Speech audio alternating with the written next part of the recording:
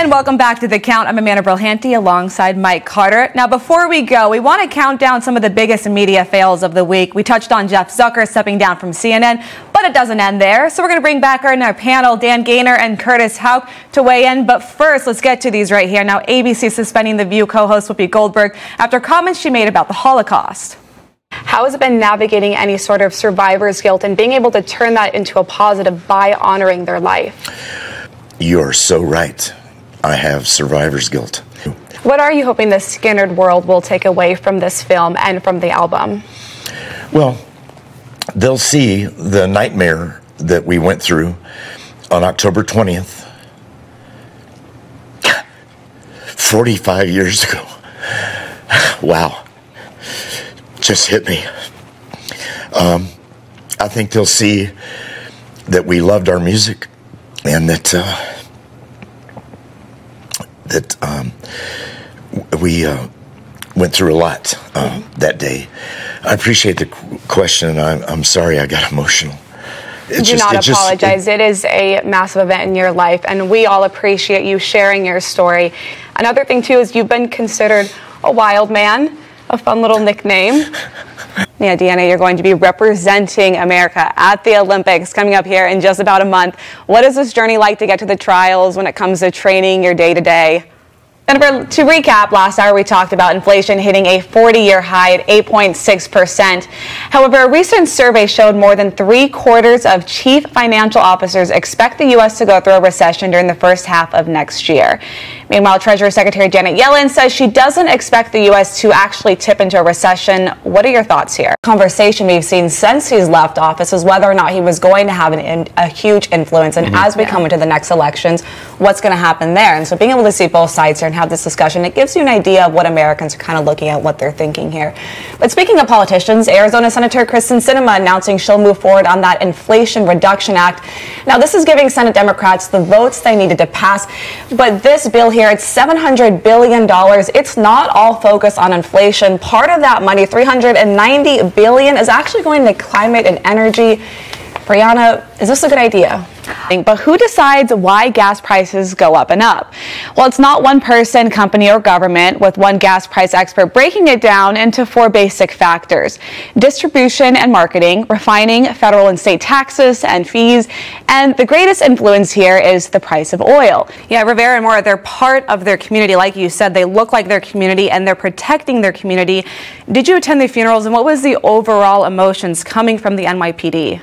One thing I want to touch on real quick here that we're just getting news alerts about is Putin actually ordered deterrence forces, which includes nuclear arms. John, Governor DeSantis isn't the only politician to make this sort of decision. West Virginia Treasurer Riley Moore, a few weeks ago, he also banned from financial institutions, those 5 being BlackRock, Goldman, JP Morgan, Morgan Stanley, Wells Fargo. These are big banks here for the same reason, because of their policies with ESGs and their agreement. John, do you think more states are going to follow? It's not sustainable here. I mean, the federal minimum wage is $7.25. There's parts of California where gas is more than that, almost $8, specifically in Northern California.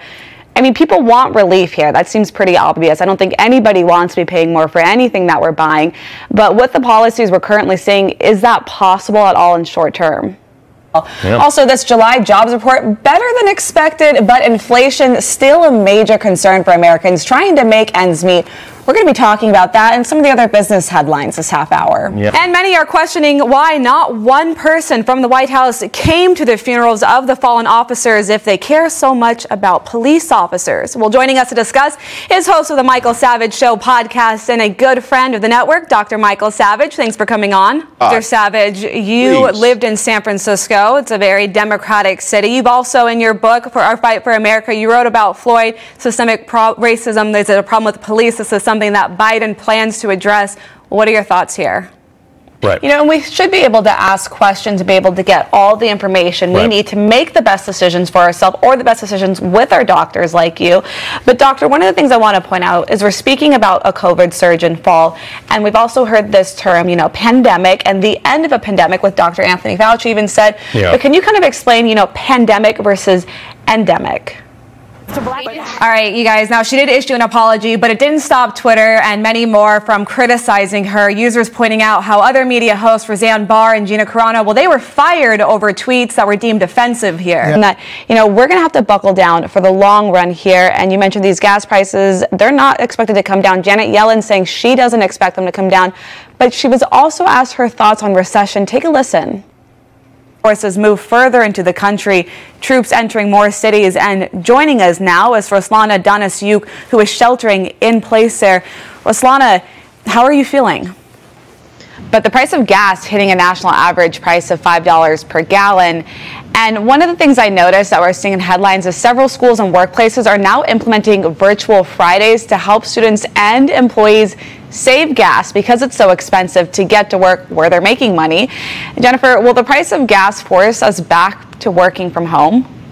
Yeah, we'll see about that one. Going off of what Aaron just said, Bill Maher even said that 85% of Trump's endorsed candidates won. If Bill Maher is giving President Trump some sort of compliment here, I think that goes to speak for itself. But we're speaking of this party. Caller, you mentioned, is she really Republican here? John, do you think she's going to switch parties, maybe run on an independent ticket, maybe go to the Democrat Party? What's going to happen here?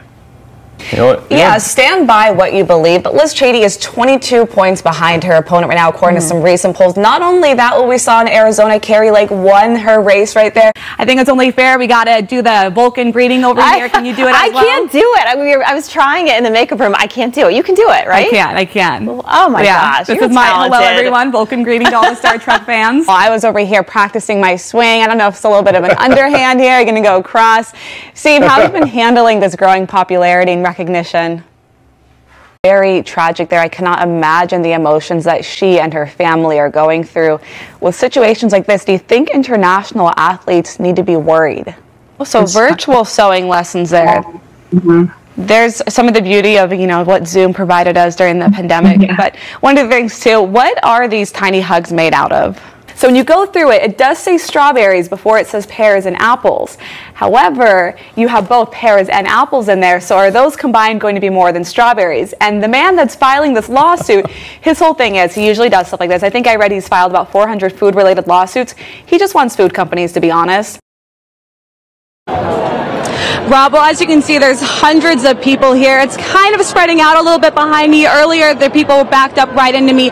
Now, we've been here at Washington Square Park for about an hour now. Originally, this protest was supposed to start at 7 p.m., and they are going to be marching to Union Square at 8 p.m., which is about half a mile away from here.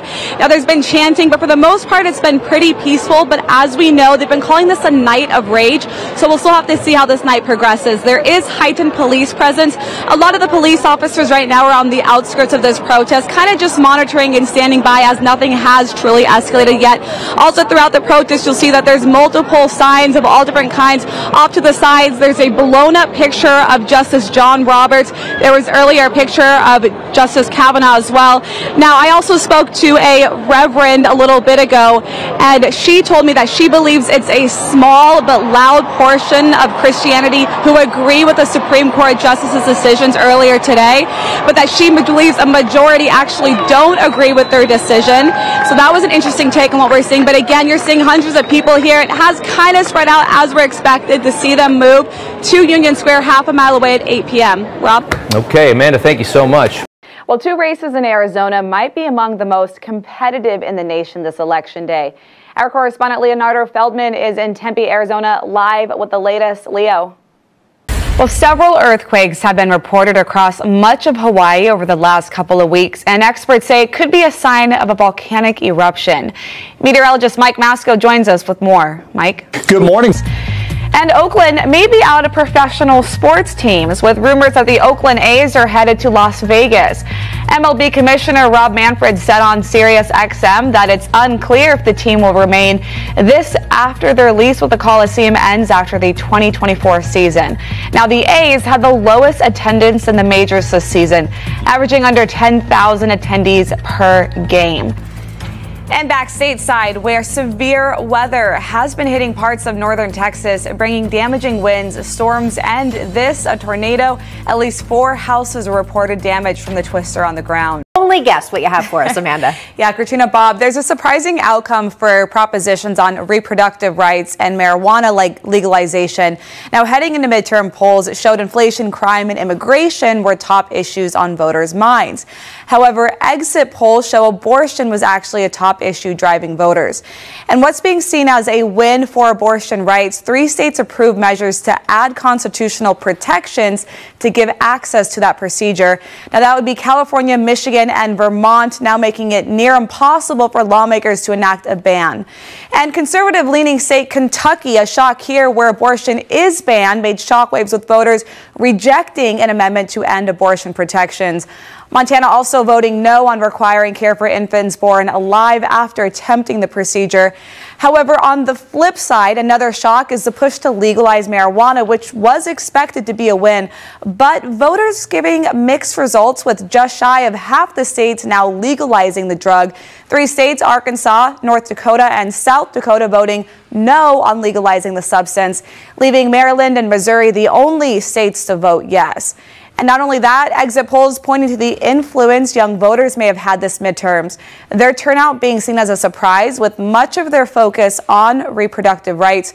Gen X and boomers, though, still taking over majority of the turnout, but leading up to midterms, Gen Zers seen using social media to energize the age group, leaving questions for what to happen also in 2024. Katrina, Bob. Also time for a Newsmax News Minute. Thanksgiving travel is never easy, and it could be getting quite a bit worse this year. Pilots at major airlines are threatening a strike for what could be the busiest holiday travel season yet. Pilots complain they're frustrated over their pay and benefits, and they're working record overtime hours. Hopefully they work this out before then. Meanwhile, a big request for Harry Potter fans. The country of Wales is asking them to please stop leaving trinkets at Dobby's Memorial on a local beach.